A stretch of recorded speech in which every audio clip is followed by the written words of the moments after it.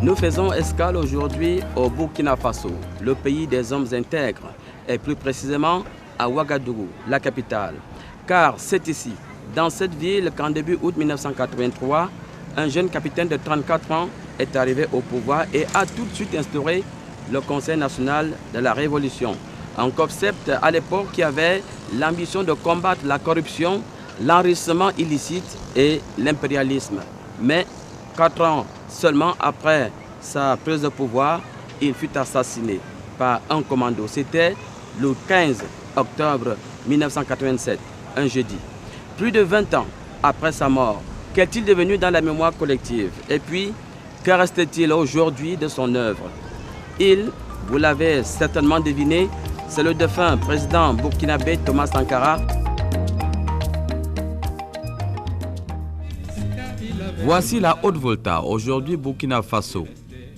Avec une superficie de 274 000 km² que se partagent 14 millions d'habitants, le pays, comme vous le constatez sur cette carte, est coincé entre le Niger, le Mali, le Togo, le Bénin, le Ghana et la Côte d'Ivoire.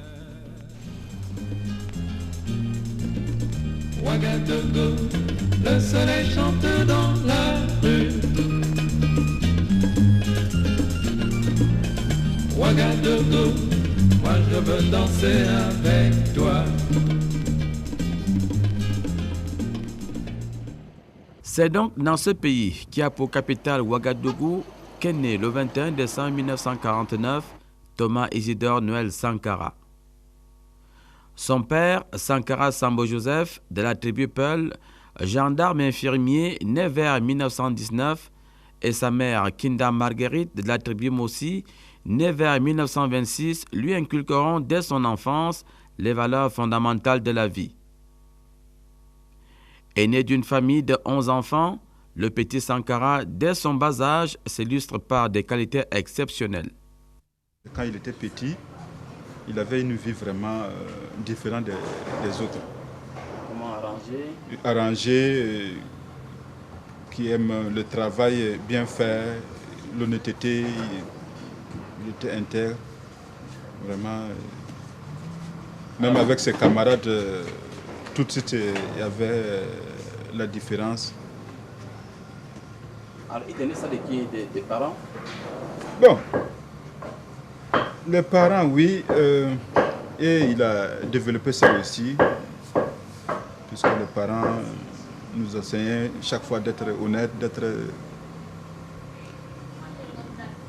quelqu'un quand même d'exemplaire. Quand il était enfant, pendant les vacances comme ça, on organisait des surprises parties, 25 francs, 10 francs, des petites pièces comme ça. On achetait, à l'époque c'était Tip Top et autres là.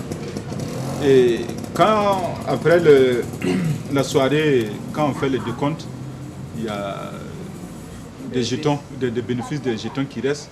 Il dit, ah non, que quand venir, ils vont faire le compte et pour qu'on sache ce qu'on va faire de ça, quoi. Sans quoi lui, il va faire un trou et enterrer ça, parce que lui, il n'aime pas...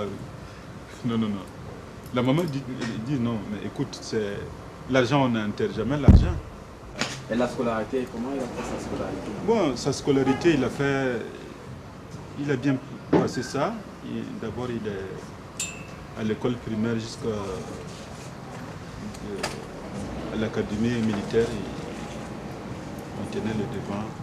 Il n'a jamais connu d'échec à l'école. Ouais. Quand on était à Gawaï, il servait la messe, les enfants qui aidaient là. Et jusqu'à le prêtre, à l'époque c'était le père blanc. Il était vraiment, il aimait beaucoup quoi. Et là il disait au papa de prier pour qu'il vienne au séminaire. Malheureusement, bon, ou heureusement, il a eu le CP, l'entrée en 6e, il est parti à Bobo. Ah, là, ça n'a pas plu au père, il dit non, parce que peut-être que le papa n'a pas insisté, il n'a pas beaucoup prié pour que... Et de Bobo, quand il a eu le BPC, il dit que lui, la vie civile ne le plaît pas parce que Il y a trop de... Ouais, l'armée là, c'est... Il n'y a plus de discipline. Voilà, discipline. Alors que son père le prédestine à la prêtrise, le petit Sankara choisit le métier des armes. Il passe 3 ans à l'école militaire de Ouagadougou et 2 ans à l'académie militaire d'Antirabé à Madagascar. À Antirabé, sa promotion, composée de 28 jeunes officiers, dont 19 malgaches et 9 africains, est baptisée Saena, qui signifie en langue malgache intelligence. Vous l'avez compris, ici on ne forme pas que des combattants ou des hommes de guerre. On forme aussi, et pourquoi pas, des futurs hommes d'État. D'abord, il habitait, quand il était au PMK, il habitait le petit maisonnette qui est au fond là. Et quand il est parti à Madagascar, c'est là qu'on a bâti ça pour lui. Il a fait bâtir ça pour lui. Et quand il s'est marié, il a quitté. Il a quitté la maison.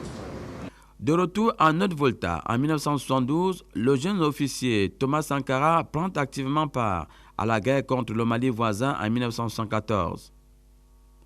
Suivra ensuite un stage de parachutiste en France avant de prendre les commandes du centre de formation de commando de Pau. En 1978, un autre stage de parachutiste le conduit à Rabat au Maroc. La véritable carrière politique de Thomas Sankara commence en septembre 1981. Il est nommé secrétaire d'État à l'information, poste qu'il quitte avec fracas quelques mois plus tard. En 1983, à peine nommé Premier ministre, il est placé en résidence surveillée. Motif, sa façon de voir et de dire les choses ne plaît pas à la France. Mais le 4 août 1983, son ami de longue date, Blaise Compaoré, organise un coup d'État et le place au pouvoir. Pour Thomas Sankara, une nouvelle vie commence. Il se fixe pour objectif loger, nourrir, soigner et éduquer son peuple. Parce qu'il veut être un président pas comme les autres, Thomas Sankara prend des mesures jugées salutaires pour le petit peuple, mais inadaptées et spectaculaires pour la bourgeoisie locale. Il baisse son propre salaire des présidents ainsi que ceux des ministres et des hauts fonctionnaires.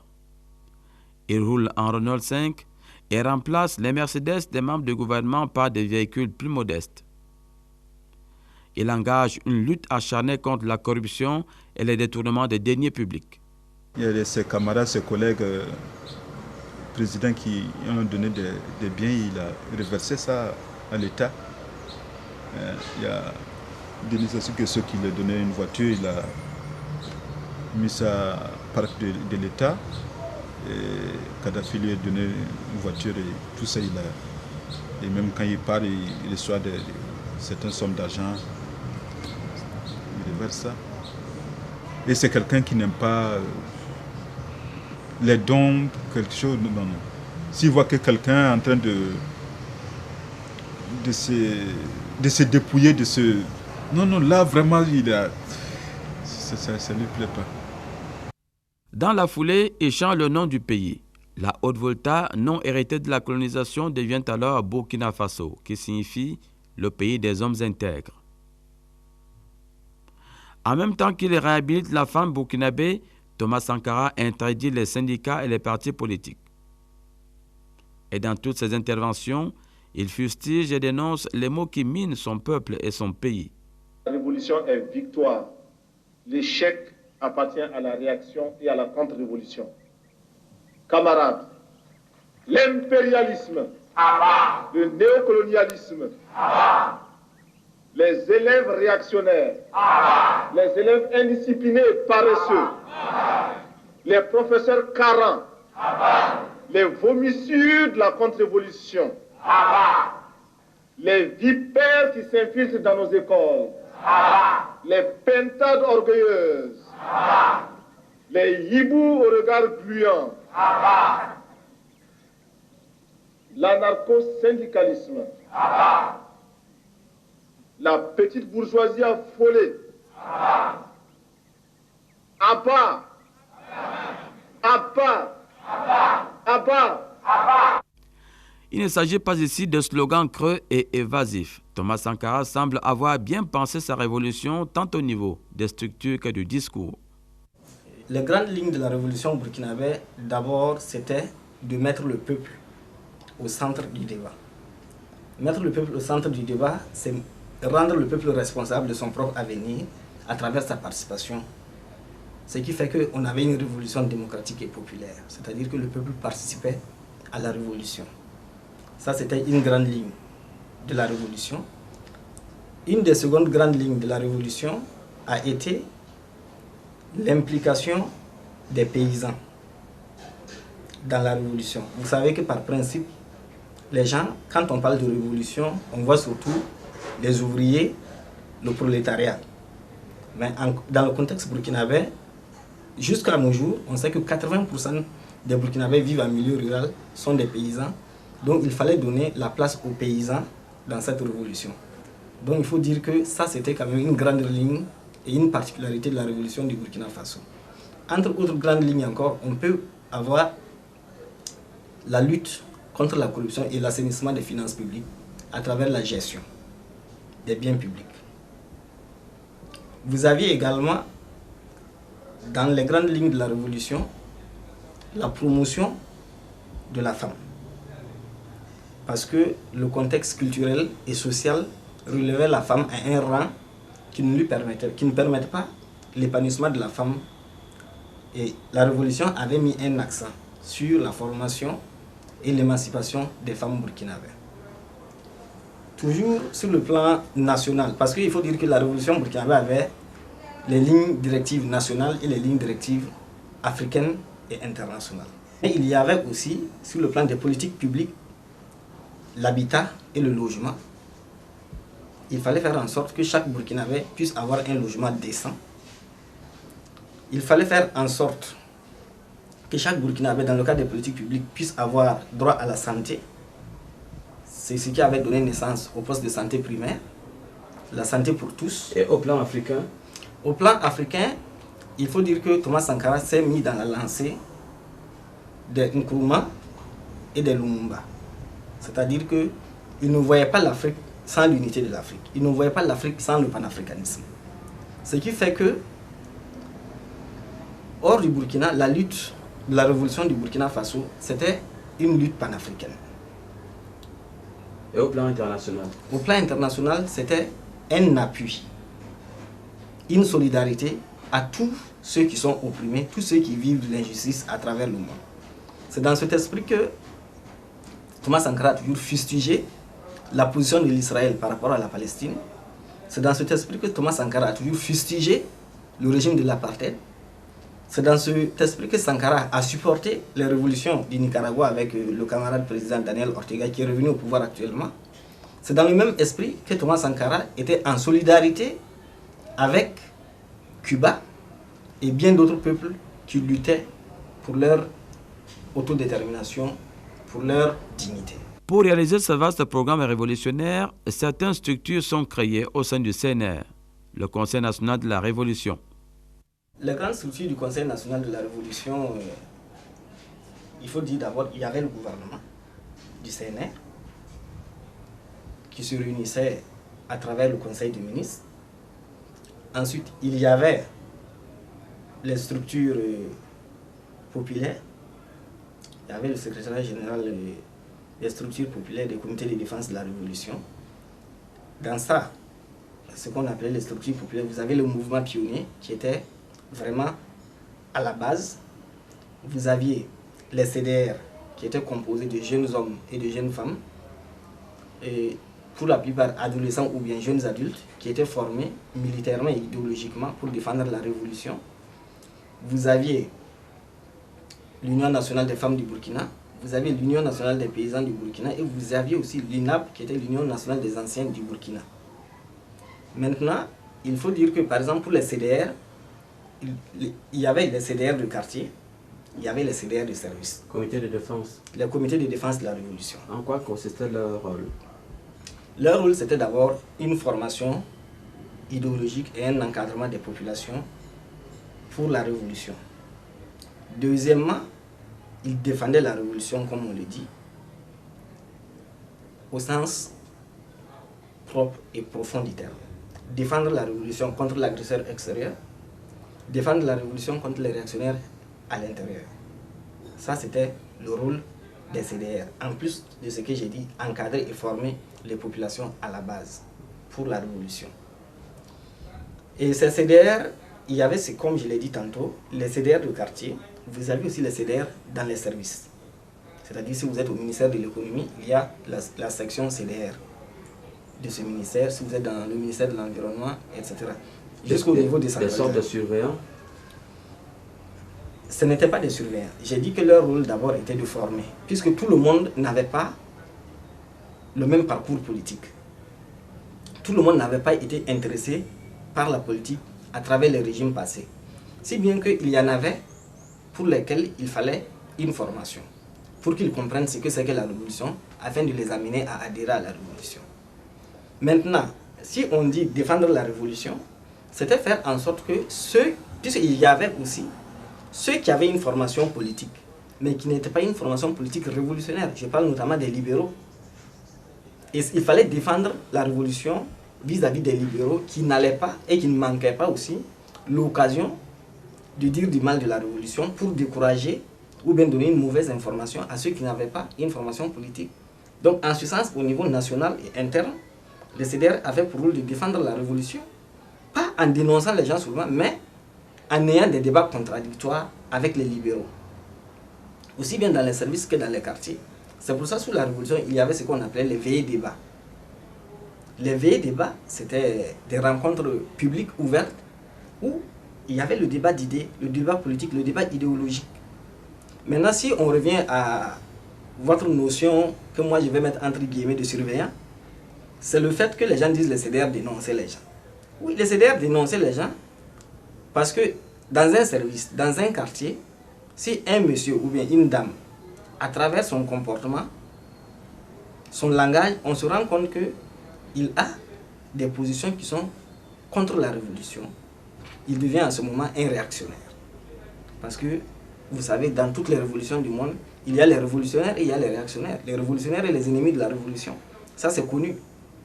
Mais de prime abord, le CDR ne disait pas, lui, c'est un réactionnaire. C'est à travers ton comportement, le langage que tu tiens, dans ton quartier ou bien dans ton service, que finalement, le comité de défense de la révolution pouvait dire X est réactionnaire ou bien X n'est pas réactionnaire. Le discours et le programme politique de Thomas Sankara séduisent les Burkinabés. Sa façon de dire, de faire et d'être tranche avec tout ce qu'ils ont connu jusque-là. Jamais dans toute l'histoire du Burkina Faso, un président de la République n'aura été aussi convaincant et proche d'eux. Plusieurs éléments expliquent l'adhésion du peuple à la révolution démocratique et populaire du Burkina Faso. Dans un premier temps, il faut dire que l'aura de l'homme, Thomas Sankara, parce qu'il a fait ses preuves avant d'être président. Quand il a été ministre de l'Information, quand il a été Premier ministre, lorsqu'il a dit « malheur à ceux qui bâillonnent leur peuple », ça lui a coûté ce que ça allait lui coûter. Déjà, on voyait quel homme il était. Avant même qu'il soit ministre de l'Information ou bien Premier ministre, il a aussi fait ses preuves sur le plan militaire à la guerre. La guerre des pauvres. La guerre des pauvres au Mali en 1974. Ce qui fait que sur le plan militaire, au sein des militaires, il avait déjà ce respect de ses frères d'armes. Sur le plan politique, il avait une très bonne formation politique et idéologique.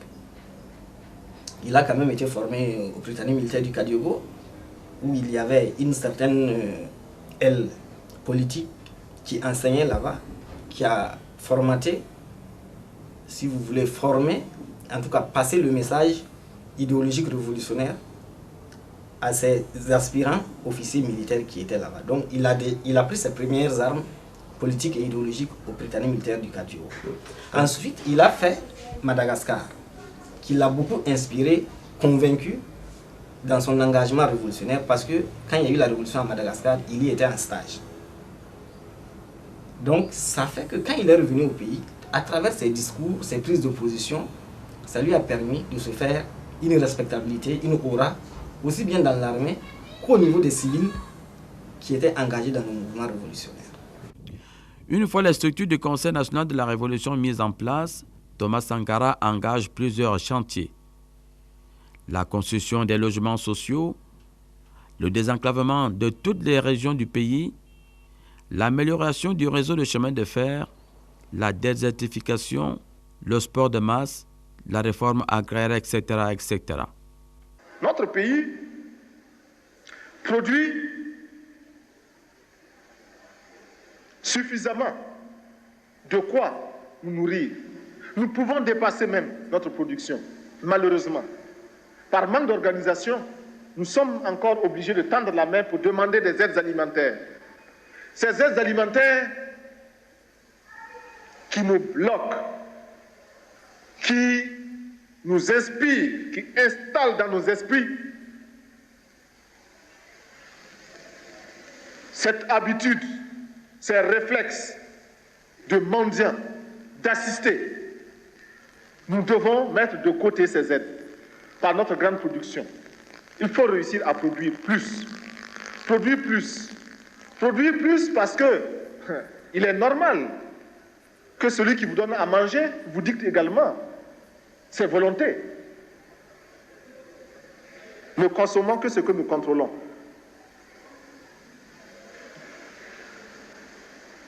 Il y en a qui demandent, mais où se trouve l'impérialisme? L'impérialisme, regardez dans vos assiettes, quand vous mangez les grains de riz, de maïs, de mil importés, c'est ça l'impérialisme, n'allez pas plus loin.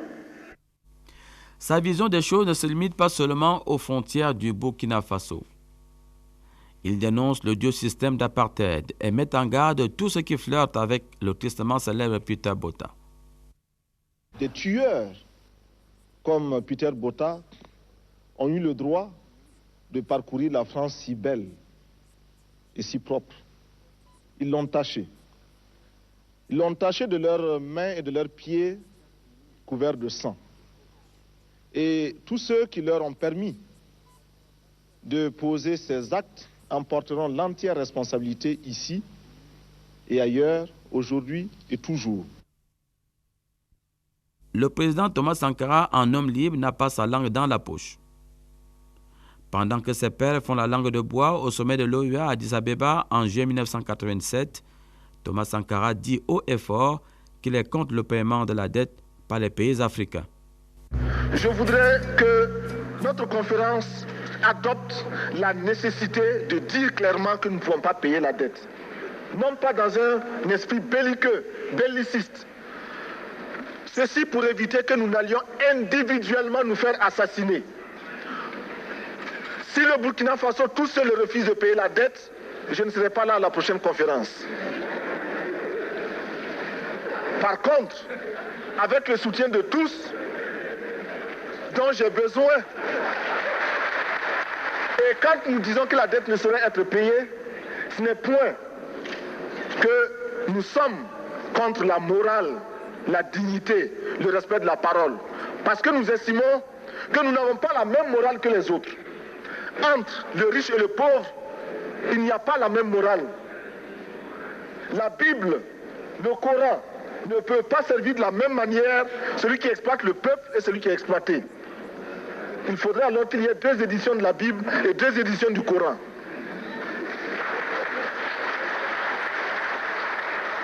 Chers frères, avec le soutien de tous, nous pourrons faire la paix chez nous. Nous pourrons également utiliser ces immenses potentialités pour développer l'Afrique, parce que notre sol, notre sous-sol sont riches. Nous avons suffisamment de bras et nous avons un marché immense, très vaste, du nord au sud, de l'est à l'ouest. Nous avons suffisamment de capacités intellectuelles pour créer, ou tout au moins prendre la technologie et la science partout où nous pourrons les trouver. Monsieur le Président, faisons en sorte que nous mettions au point ce front uni d'Addis Abeba contre la dette. Faisons en sorte que ce soit à partir d'Addis Abeba que nous décidions de limiter la course aux armements entre pays faibles et pauvres. Les gourdins et les coutelas que nous achetons sont inutiles. Faisons en sorte également que le marché africain soit le marché des Africains. Produire en Afrique, transformer en Afrique et consommer en Afrique. Produisons ce dont nous avons besoin et consommons ce que nous produisons au lieu d'importer. Le Burkina Faso est venu vous exposer ici la cotonnade produite au Burkina Faso, tissée au Burkina Faso, cousue au Burkina Faso pour habiller les Burkinabés. Ma délégation et moi-même, nous sommes habillés par nos tisserands, nos paysans. Il n'y a pas un seul fil qui vienne de l'Europe ou de l'Amérique. Je ne fais pas un défilé de mode, mais je voudrais simplement dire que nous devons accepter de vivre africain. C'est la seule façon de vivre libre et de vivre digne. Je vous remercie, Monsieur le Président. La patrie ou la mort, nous vaincrons. Au plan intérieur et après 4 ans d'expérience révolutionnaire, des fissures et des tensions se font jour au sein du Conseil national de la Révolution. Thomas Sankara est de plus en plus seul. Je me retrouve un peu comme un cycliste qui grimpe une pente raide, qui a à gauche, à droite des précipices. Il est obligé de pédaler, de continuer de pédaler, sinon il tombe. Alors pour rester moi-même et pour me sentir moi-même, je suis obligé de continuer dans cette lancée-là. Lors du 4e anniversaire de la Révolution, le 4 août 1987 à Bobo-Dioulasso, Thomas Sankara reconnaît quelques erreurs. Et 20 ans après, ses fidèles font une autocritique sans complaisance de la révolution burkinabé. Il y a d'abord ce que les gens ont appelé l'exagération des CDR. Les comités de défense. Les comités de défense de la révolution. Il y a eu... Qui, au lieu de former, ont commencé à dénoncer, en forme de la délation. Ils ont formé, ça il faut le reconnaître. Il y a eu de la délation, ça aussi il faut le reconnaître. Il y a aussi les tribunaux populaires de la Révolution, que beaucoup de gens n'appréciaient pas. Les règlements de compte. Les tribunaux populaires de la Révolution étaient tout sauf des règlements de compte. Tous ceux qui sont passés aux tribunaux populaires de la Révolution, qui étaient innocents, c'est-à-dire qui avaient été accusés à tort, devant le tribunal, impartial et équitable, ils ont été relaxés. Ceux qui avaient fait vraiment des détournements de fonds publics, des deniers publics, ont été condamnés. Il y a eu le fameux licenciement des enseignants, qui a beaucoup plus chauffé les esprits. Qui n'a pas été apprécié du tout. Qui n'a pas été apprécié du tout, à cause surtout des effets collatéraux de ce licenciement. Parce que vous prenez un père de famille, il a quand même derrière lui beaucoup de personnes.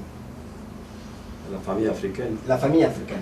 Il y a eu cela. Il y a aussi eu les dégagements et les suspensions qui n'ont pas été faciles. Et il y a aussi eu des camarades révolutionnaires qui ont commencé le 4 août 1983 pour des raisons de lutte interne entre les groupuscules communistes qui ont été mis de côté par la suite. Donc tout ça c'était un ensemble d'éléments qui faisait que Sankara avait dit il faut faire halte pour réfléchir avec le peuple. Faire un pas avec le peuple, c'est mieux que de faire 10 pas sans le peuple.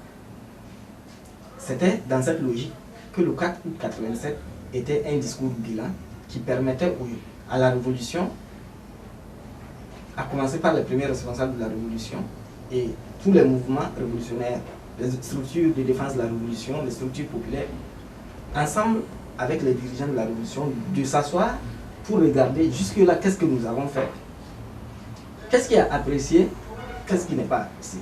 Ce qui n'est pas apprécié, pourquoi on ne l'apprécie pas, comment est-ce que nous devrons procéder pour avoir le peuple avec nous et avoir moins de mécontentement au sein du peuple. Malheureusement, il était déjà presque seul.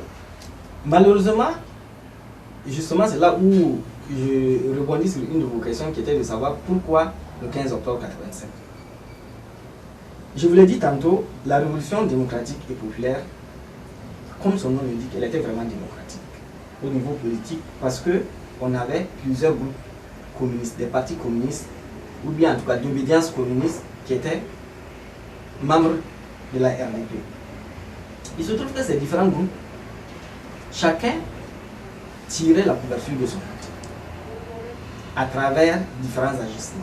Ça fragilisait la révolution. Ces différents groupes communistes, chacun a voulu à chaque fois, à travers le Seigneur, faire passer ses idées. Ce n'était pas facile. Ces différents groupes, à un certain moment, puisque chacun voulait contrôler le premier responsable, ils ont vu que le premier responsable n'était pas contrôlé. Ils se sont rabattus sur les autres officiers qui étaient membres du CNR. Chaque groupe a voulu avoir ses officiers avec lui, ce qui a davantage fragilisé la révolution. Ça, c'est au plan interne. Au plan international, je vous l'ai dit, la visée panafricaniste de Thomas Sankara dérangeait certains chefs d'État qui ne l'entendaient pas de cette oreille. La visée internationale révolutionnaire de Thomas Sankara dérangeait l'impérialisme, à commencer par la France. Et en novembre 86, novembre-décembre, je crois, 86, quand François Mitterrand est venu au Burkina Faso, Sankara a fustigé le fait que la France, qui se dit la terre des droits de l'homme, le berceau des droits de l'homme, reçoive sur son sol Peter Botha, qui n'était ni plus ni moins que le premier responsable du régime de l'apartheid en Afrique du Sud. Sankara l'a condamné vertement à François Mitterrand. Il a également condamné le fait que la France reçoive sur son sol Jonas Savimbi de l'UNITA, qui ensanglantait l'Angola. Est-ce qu'il n'a pas été un peu naïf, Thomas Sankara? Sankara était un homme de conviction, un révolutionnaire et un pragmatique. Quand vous voulez faire la révolution, vous ne le faites pas en calculant. Ça, c'était la logique du président Thomas Sankara. Les gens ont dit il a été naïf, il a été spontané. Moi, j'ai dit bon, ceux qui disent qu'il a été spontané, il n'y a pas une seule décision du CNR que les gens disent être spontané qui n'a pas payé ses fruits. Naïf, oui, parce que au CNR, il y avait des gens qui n'étaient pas des révolutionnaires, c'était des opportunistes. Sur le plan international, il y a eu de la naïveté parce que le CNR, Sankara et les autres révolutionnaires convaincus ont collaboré avec des gens qui n'étaient pas des révolutionnaires, c'était des révolutionnaires de mode, c'était des révolutionnaires de slogan. Ils n'étaient pas des révolutionnaires dans l'âme. À ce niveau, je concède avec vous qu'il y a eu de la naïveté. Mais permettez aussi à ces gens qui étaient des révolutionnaires convaincus qu'il n'y avait pas un instrument pour mesurer la conviction révolutionnaire de X ou bien de Y. Ce n'est qu'avec le temps qu'on se rend compte, et ça, il s'en est rendu compte. Tous les révolutionnaires convaincus et convaincants du CNR se sont rendus compte que les autres n'étaient pas des révolutionnaires. Dans son discours bilan du 4 août 1987, Thomas Sankara décide de rectifier certains aspects de la révolution. Mais malheureusement pour lui et pour les peuples africains, il n'ira pas jusqu'au bout de son rêve. Le 15 octobre 1987, il est assassiné par un commando à Ouagadougou ainsi que 12 de ses conseillers. Ils sont tous enterrés comme de vulgaires bandits ici au cimetière de Danouan à Ouagadougou. Pendant ce temps, Blaise Compaoré, son ami de toujours, lui succède à la tête du Faso. Il faut dire que le 15 là, ça nous a un peu surpris et ça nous a beaucoup marqué. À l'époque, les parents étaient encore en vie? Oui. Comment ils ont réagi, les parents? Bon, avec beaucoup de dignité? Oui, de dignité, enfin, c'était un choc, quoi. Jusqu'à leur décès, ils n'ont jamais mis pied au cimetière, ils ne connaissent pas là où il a été enterré. Vous en voulez à ceux qui ont fait ça? Ça va, bon, on se dit que ce truc-là peut arriver un jour, mais venant directement du reste, on peut qualifier que son frère, parce qu'ils étaient vraiment très liés. Pour nous, on se dit que même s'il y a ces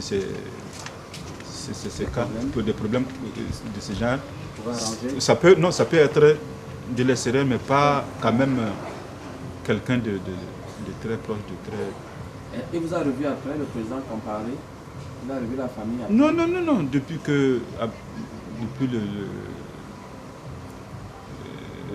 le décès, ouais, il n'a jamais mis pied ici. Alors qu'il venait souvent? Souvent, avec le vieux, ils mangeaient ensemble, discutaient ensemble. Il y a des choses même que souvent, Thomas même ne raconte pas ça.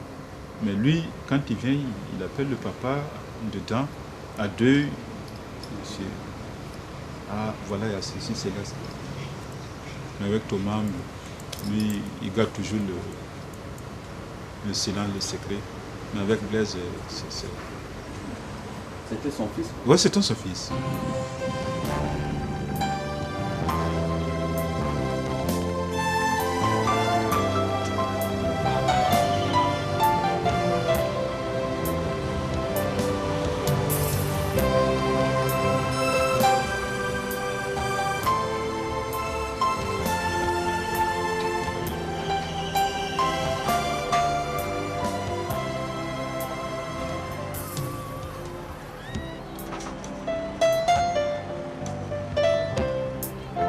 Voici le cimetière de Downer. Il est situé dans un quartier pauvre de Ouagadougou.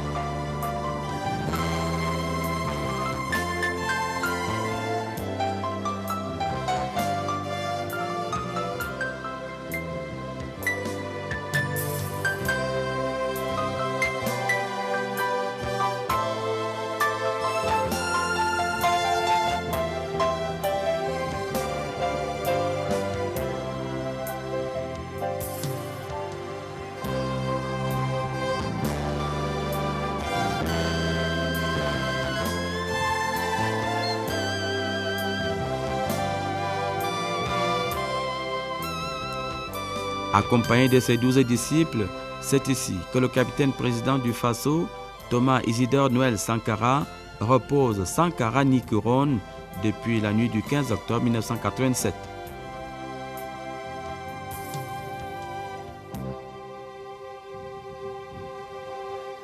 Un temps après, répondre à la question qui a tué Thomas Sankara pose un problème juridique. Parce que les témoins, il y a eu un seul témoin survivant du 15 octobre qui ne vit plus au Burkina Faso. Pour que ce monsieur, lui, il peut dire ceux qui sont venus tirer. Mais il faut qu'on lui accorde le maximum de sécurité pour qu'il puisse faire ce témoignage. Ça, c'est sur la base des faits. Et où? Personne ne sait où il vit. Moi, je vous parle, je ne sais pas où Alouna Traoré vit. On a tous lu dans les ouvrages, après le 15 octobre, qu'il a été le seul, il a témoigné dans plusieurs ouvrages, mais aucun auteur de ces ouvrages n'a dit il vit dans tel pays, c'est tant mieux comme ça pour sa sécurité. Donc je dis, le témoignage direct, c'est difficile. Il y a eu un seul survivant, il ne vit pas au pays, pour des raisons de sécurité, je ne crois pas qu'il soit prêt à venir en tout cas témoigner au Burkina pour dire c'est telle et telle personne qui était venue. Maintenant, sur le plan des rapprochements, il faut dire que s'il y a eu des exécutants, il y a eu des concepteurs du 15 octobre. C'est là où ça pose problème. Si on ne peut pas savoir qui étaient les exécuteurs, on peut supposer qui étaient les concepteurs. À commencer par ceux qui ont bénéficié du 15 octobre. Okay. Depuis le 15 octobre, il y a un seul président au Burkina Faso. Donc, si on va sur cette base, et les actes qui ont été posés font que tout le monde ne peut dire que c'est le président qui a bénéficié, qui a été mis en place après le 15 octobre, qui est responsable de l'assassinat de Thomas Sankara. Je dis bien responsable, mais pas exécutant. Parce que si vous n'êtes pas d'accord avec la mort du président Thomas Sankara, vous n'acceptez pas prendre le pouvoir qui vient de sa mort. C'est sur cette base que beaucoup de personnes disent qu'il est responsable. Maintenant, est-ce qu'il est responsable de conception? Est-ce qu'il est responsable d'exécution? Personne ne saura. Ou bien est-ce que quand les gens disent qu'il est responsable, il est vraiment responsable? Il aurait fallu justement ce tribunal de vérité, de justice, qui va amener à la réconciliation des cœurs. Les gens ne veulent pas de ça. Ça fait que chacun va de ses suppositions. Des rumeurs les plus simples aux rumeurs les plus folles. Moi, j'analyse la chose de façon vraiment objective et intellectuelle. Parce que si vous venez dans ma maison, vous volez une chaise et que je retrouve ma chaise avec X, et je sais que c'est ma chaise, et vous reconnaissez aussi que c'est ma chaise, eh bien ce X qui tient ma chaise, ou bien il vous a demandé de venir prendre ma chaise, ou bien c'est même X qui est venu prendre ma chaise. Mais comme je n'étais pas là pour savoir qui a pris ma chaise, ça pose un problème, je ne peux que supposer. Est-ce que vous êtes prêt à pardonner? Le pardon. Je dirais que le pardon, c'est réciproque. D'abord, que le fautif, le pécheur reconnaît son péché, qu'il le confesse, et que celui qui a offensé, l'offensé aussi, en ce moment, l'offensé peut lui pardonner. Mais je te pardonne. Qu'est-ce que je t'ai fait et puis tu me pardonnes? Il faut que je sache d'abord ce que tu m'as fait pour que je te pardonne. N'est-ce pas? C'est ça aussi. Donc le pardon, ça c'est quelque chose à revoir. Si le pardon reste à construire, la mémoire de Thomas Sankara, quant à elle, n'a pas été rangée comme c'est très souvent le cas dans les tiroirs de l'oubli.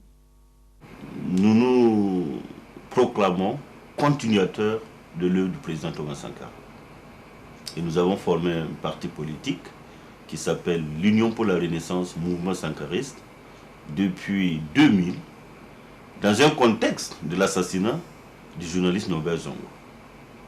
En 1998, je crois que le monde entier se souvient de la lutte menée par le peuple burkinabé pour réclamer vérité sur l'assassinat de ce journaliste et éventuellement, dans la même lutte, vérité sur l'assassinat du président Thomas Sankara et de tous les 10 fils du Burkina Faso tombés sous les balles meurtrières ou assassinés d'une manière ou d'une autre. Donc c'est une lutte contre l'impunité qui s'était engagée et c'est dans ce contexte que le parti politique est né. Nous nous imposons par la force de l'argument, par la persuasion, par la foi que nous avons en l'œuvre du président Thomas Sankara, parce qu'en 4 années de révolution menée par le président Thomas Sankara entre 1983 jusqu'au 15 octobre 1987, date de son assassinat, le Burkina Faso, sans ressources, a connu d'une croissance effective et la répartition de cette croissance a profité à l'ensemble des Burkinabés, surtout à plus de 90% des plus démunis. Et c'était une première sur la planète. Je crois que c'est une expérience qu'il faut rééditer parce qu'aujourd'hui, effectivement, quand on parle des politiques de gouvernement, que ce soit au plan de la bonne gouvernance ou que ce soit au plan même de la réduction des inégalités, l'œuvre du président Thomas Sankara reste un exemple dans la sous-région, sinon pour toute l'Afrique. Le discours inoubliable du 4 août 1987, c'était à Bobo-Dioulasso. Et quand on relit ce discours, on voit que le président Thomas Sankara a prévu d'abord une perspective en termes de réorganiser non seulement toute la classe politique, et il avait déjà même prévu le pluralisme démocratique à travers ce discours. Il a mis l'accent également sur comment organiser le monde paysan et comment justement nous allons produire et consommer burkinabé. C'était déjà des mots d'ordre précurseurs de son action à venir. Malheureusement, 2 mois plus tard, il a été assassiné. Donc ça veut dire que ce que le président Thomas Sankara a tracé comme voie à travers ce discours, il faut bien sûr qu'il y ait des continuateurs. Et c'est en cela les partis politiques, à la faveur donc de la boule, où le Burkina Faso a pu se doter d'une constitution en 1991, des partis sankaristes sont nés pour reprendre ce discours à leur compte, mener le combat en l'adaptant bien sûr aux exigences nouvelles du contexte mondial que nous connaissons, qui est donc l'ultralibéralisme avec la mondialisation.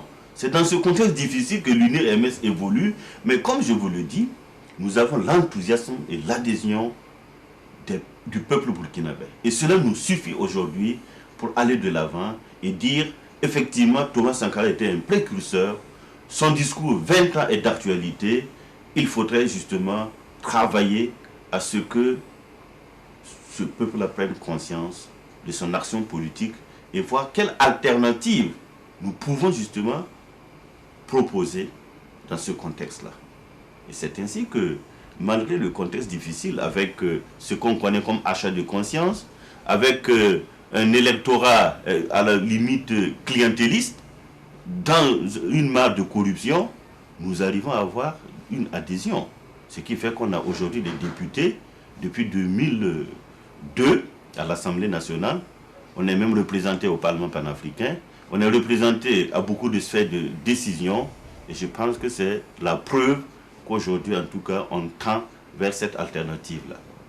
Oui, mais nous savons aussi que l'assassinat du président Thomas Sankara a créé beaucoup de problèmes au Burkina Faso. Est-ce que 20 ans après, on peut entrevoir une certaine réconciliation? Il n'y a de réconciliation que le peuple avec lui-même. D'ailleurs, nous le disons dans notre discours programme, qu'il faut réconcilier le peuple avec lui-même, pas avec les gouvernants d'aujourd'hui.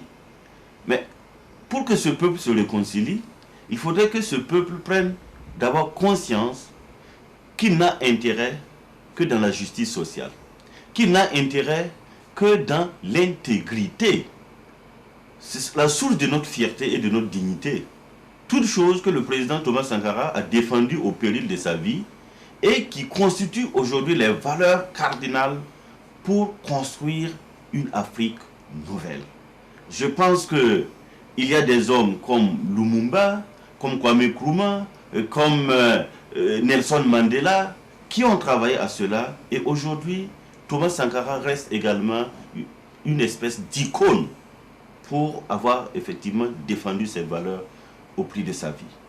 Mais la question qui reste, c'est que au niveau du Burkina Faso, le pouvoir s'est enraciné et a transformé les structures de l'État d'exception en structures démocratiques.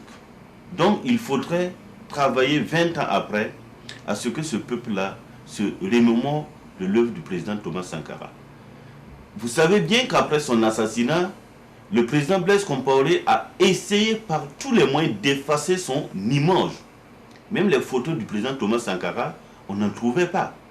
Vous savez, au début, pour aller se recueillir, même sur la tombe du président Thomas Sankara, c'était la croix et la bannière. Mais vous savez qu'on ne peut pas cacher le soleil d'une main. Thomas Sankara est présent comme le soleil qui se lève.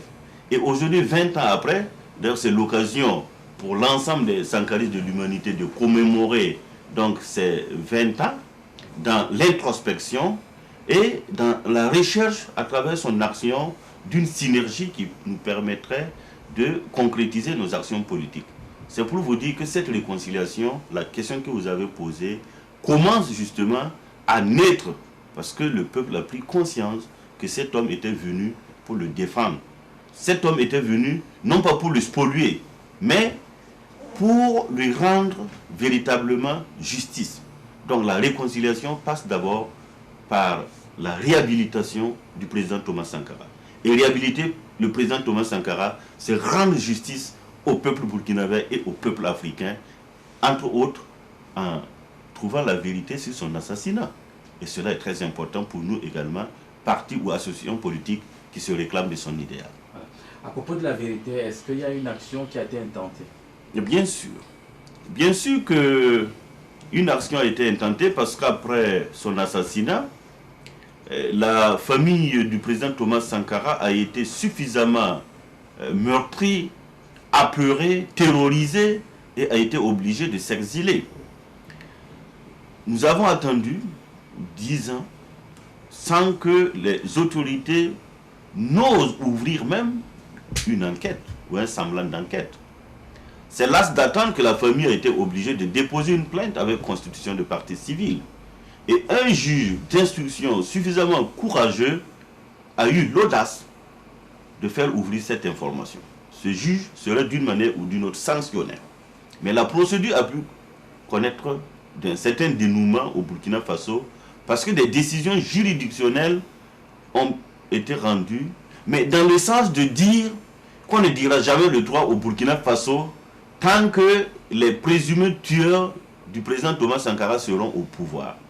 C'est ainsi que la plus haute juridiction de ce pays-là dira que les juridictions de droit commun sont quasi incompétentes pour connaître de l'affaire du président Thomas Sankara. Donc il n'y avait plus de voie que de s'adresser au comité des droits de l'homme de l'ONU, ce que le collectif des avocats a fait. Et ce collectif... Vous en faites partie. Bien sûr, j'en fais partie avec d'autres confrères de la sous-région en Afrique, tout comme au Canada, en France. Donc ce sont des avocats qui spontanément ont accepté de prendre ce dossier-là. Et ce collectif s'est battu auprès du comité des droits de l'homme des Nations Unies pour obtenir, quelques années après, une décision qui reconnaît que l'État burkinabé est coupable de violation des droits humains dans l'affaire Thomas Sankara et a recommandé à l'État burkinabé de faire en sorte que dans cette affaire, il y ait une enquête impartiale. Une enquête impartiale dans toutes les constitutions du monde, c'est le b.a.-ba. Mais demander qu'on ouvre au moins une information, ce n'est pas un crime. Mais voilà que le président Blaise Compaoré, qui est au pouvoir, s'empressera de dire, écoutez, en lieu et place d'une procédure judiciaire équitable, je propose quelques francs à la famille. Naturellement que c'était une insulte. C'était combien? Ça tourne autour de 43, moins de 50 millions de francs CFA. Convertissez en euros et vous verrez. Et la famille a accepté? Bien sûr que non, je dis que c'est même une insulte pour la famille. C'est pas ce qui intéresse la famille.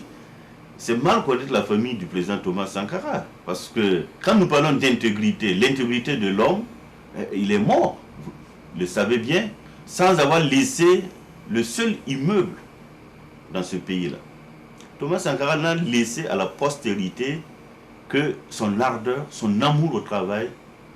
Il n'a laissé à la postérité que la rigueur, la gestion saine, la bonne gouvernance et sa soif pour la justice. Il n'a laissé que quelques vieilles guitares et son vélo de course sur lequel on le retrouvait arpentant donc les rues de Ouagadougou pour amener la jeunesse justement à aller au charbon, dans le travail, pour que nous construisions le Burkina Faso de nos propres mains. C'est ce qu'il nous a légué. Donc vous comprenez que ce n'est pas une affaire d'argent qui intéresse aujourd'hui Madame Sankara ou ses enfants. Mais je vais dire là que cette décision du Comité des droits de l'homme de l'ONU, en réalité, donnait raison à la famille Sankara et au collectif des avocats et au peuple burkinabé qui ne demande que la vérité. Et pour aboutir à la vérité dans un état de droit, c'est la justice. On demande simplement la justice, mais dites-nous qui a fait quoi et pourquoi, quels sont les mobiles du crime. Mais malheureusement, au stade d'aujourd'hui, l'État burkinabé n'entend véritablement pas, tout comme dans d'autres dossiers, comme l'affaire Norbert Zongo. L'État burkinabé ne veut pas du tout qu'on en parle dans les arcanes de la justice. Toute vérité n'est pas bonne à dire. Mais toute vérité est bonne pour l'humanité et pour la postérité. La vérité est inhérente à la dignité humaine. C'est ma conviction. Celui qui n'aime pas la vérité et qui veut être menteur vivrait du mensonge, de la malhonnêteté. Et je pense qu'aucun peuple du monde n'aspire à cela. Est-ce qu'il n'y a pas d'espoir aujourd'hui pour que ce dossier aboutisse? L'espoir réside en la combativité du peuple burkinabé. C'est ce combat qui fera en sorte que un jour on aboutira à la vérité. Il faut attendre que ce pouvoir s'efface. Aussi longue sera la nuit, viendra le jour. Et puis j'ai lu dans un journal cette semaine, on disait il ne faut pas enterrer un cadavre on peut laisser les pieds. En laissant les pieds oui. dehors. Tout à fait. Oui. Ça veut dire que pour faire les choses, il faut bien les faire. Oui. Et ça n'a pas été bien fait. Ça dépend du contexte dans lequel on se situe et comment on interprète ce proverbe. Vous savez, il y a des cadavres qu'on ne peut pas enterrer. Lumumba est mort, je ne sais pas où est-ce qu'on l'a enterré. Mais aujourd'hui, il plane sur toute l'Afrique. Thomas Sankara également, c'est pareil. Il plane sur toute l'Afrique, son fantôme plane sur toute l'Afrique.